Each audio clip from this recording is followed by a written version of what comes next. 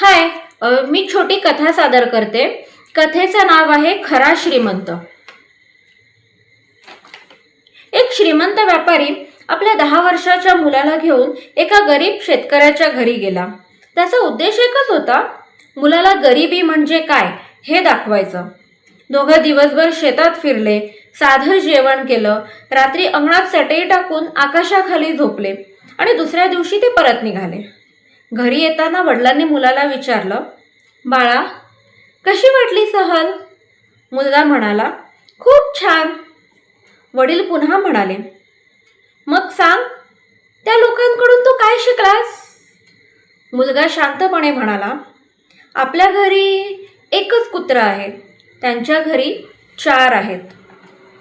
आपल्या बागेत एक छोटंसं कारंजं आहे, त्यांच्या अंगणातून वाहणारी नदी आहे.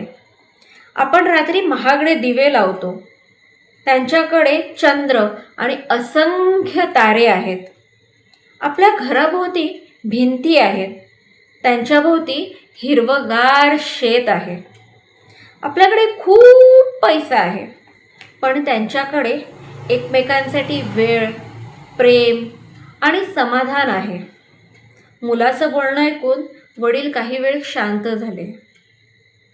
शेवटी मुलगा हसत म्हणाला, बाबा, मला आज समजलं खरा श्रीमंत कोण असतो. पैशाने नव्हे तर प्रेम, समाधान, माणुसकीने श्रीमंत असणारी माणसं जगात सर्वात श्रीमंत असतात. खरंच बरोबर आहे ना? खरा श्रीमंत कोण असतो ते? माझी ही कथा आवडली, लाईक, शेअर, कमेंट करा आणि सबस्क्राईब करायला विसरू नका. थँक्यू.